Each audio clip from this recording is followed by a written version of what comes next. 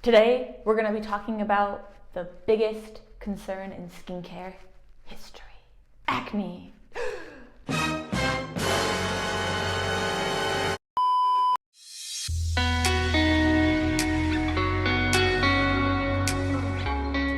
Being actually not so dramatic about it, but it's something everyone experiences, so you're not alone. Yeah, I have it today, but you can't see it. Acne happens to everybody, but what are some of the main causes of it? Well, there's three really big causes. One is excessive oil production. If you have oily skin, you feel me on that. So these are overactive sebaceous glands that just are a little too dramatic and a little overachieving. So they just produce just too much. Another is dead skin cell piling up. So yeah, you know when you get those whiteheads and blackheads because your dead skin cells just get stuck in those pores. That's another cause. And this can actually play with the over oil production because once oil gets kind of stuck, when the pores are clogged up, they get trapped. And then that can also create breeding ground for acne. And then bacteria. Bacteria loves these kind of environments because it's just where they flourish. So an increase in this bacteria equals inflammation and infection, which can create, more serious type of acne. So you have some breakouts, some acne. What can make that worse? This one is a little bit easier said than done, I know. Don't get mad at me, but stress. The more you stress, it's not gonna help. Stressing about it only gives you a headache. It can make it worse.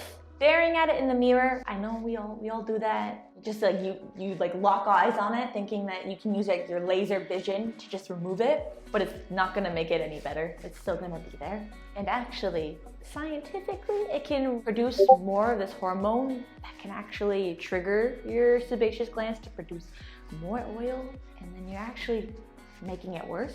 So just ignore it. Don't stress about it, because everyone has it. We all deal with it. Nobody has perfect, poreless, blemish-free skin. Another factor, diet. So if you're like me, probably all of these apply to you. So studies show that actually dietary factors can be a huge contributor to worsening your acne or creating it. So listen up if you have a really bad diet like me, which contains a lot of sugar. Sugar can actually produce more oils in your skin. So dairy in general can make it a bit worse. Certain medications can be the factors. Also pay attention to that as well. Now, the solutions, what do you look for? Well, there's a lot of ingredients that actually can help with taming your acne beasts. The ingredients you use should kind of depend on the stage your acne is at. So in the early stage, you want to kind of remove the dead skin cells, just brush those away. In the middle stage, you want to look for ingredients that will kill the acne-causing bacteria. And then the after stage, this is when you already have the acne, is you want to kind of reduce the inflammation. So then you would look for ingredients to kind of target that concern. So let's look at it ingredient by ingredient. First, AHAs and BHAs. What do they do? Exfoliate. This would be a good ingredient to use in the early stage to help just keep those pores nice and clean. And then there's salicylic acid, which is also a form of BHA. So again, is a good exfoliator. It's oil soluble, so it dives even deeper into those pores and really gives it a deep clean. It also can help with the sebum control production, keeps it under maintenance. And then you probably heard about this one, maybe tea tree. This one is also a really good antibacterial type of ingredient. It's really good with concentrations of 2.5% to 5%. It's, like I said, antibacterial and anti-inflammatory. Usually when I think of acne ingredients, I do think of tea tree. It can also help with your skin just healing and recovering. And then we have retinoids. Retinoids are the magical ingredient. They can do everything. It helps to accelerate the skin cells turnover rate, which helps to shed that top layer of dead skin cells, hits reset on your skin a little bit, and this means less clogged pores and less acne. But of course, retinoid is not for the faint of heart. It can be strong, so just approach this ingredient with a little bit of caution. Just learn more about it first. Bad habits that we have when it comes to our acne, things that we just need to avoid doing, and that is picking at them. When you see it on your face, you just want to just take it out, but you have to resist because actually touching it will most likely make it worse. Your hands have oils, all that kind of stuff, and by touching it, you actually can risk reinfecting it and worsening acne scarring. Do your skin a favor and just leave it alone. This is another thing I'm very guilty of, and that is just piling on all the products.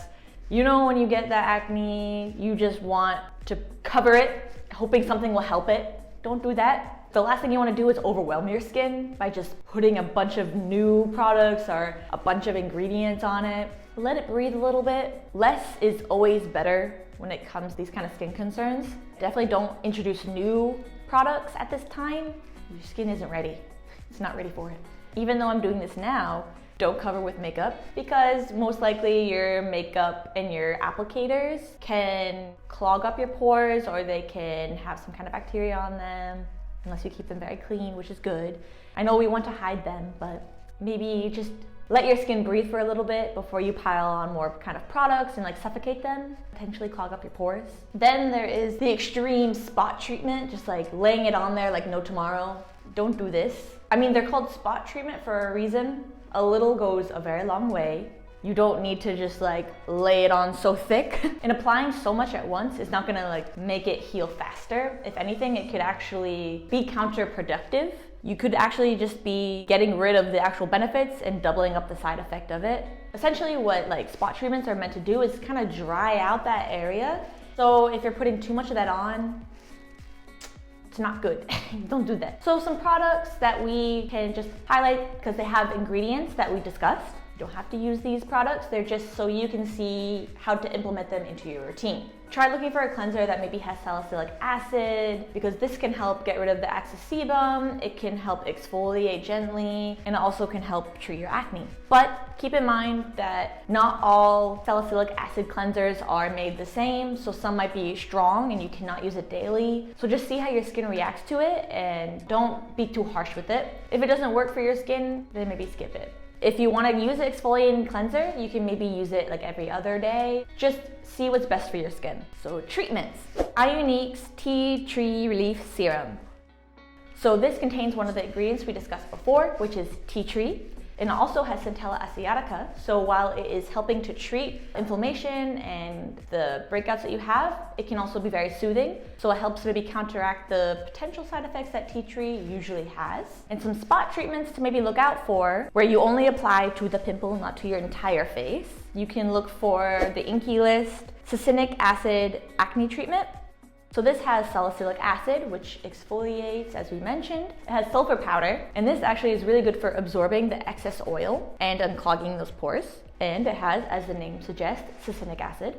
And this can help actually reduce blemish size and absorb excess oil. And another product that can be very helpful is pimple patches. Now this can help you maybe restrain yourself from touching it because it'll be covered. You can't touch it. It's made with hydrocolloid, which was used for healing wounds. While it's protecting you from touching it and the external things around you, it also will help heal it while it's covered. This is kind of gross, but it's satisfying, don't lie. When you peel it off and you just see all the gunk that was absorbed, just think that could have been in your pimple, but not because it was trapped by the pimple patch.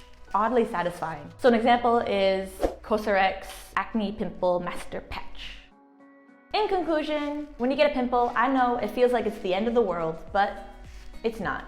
It's just like, you know, any bad day, the clouds will go by, things will get better, it will go away, life will go on, you'll be all right. So don't get too worked up about it, don't get stressed over it. This is just a cycle your skin will go through. Acne, it comes and it goes. So just keep these tips in mind and hopefully they can help you just be ready for the battle, take care of it afterwards. We hope this was helpful for you guys. So what's an acne mistake that you maybe have committed in the past? Mine is for sure popping pimples.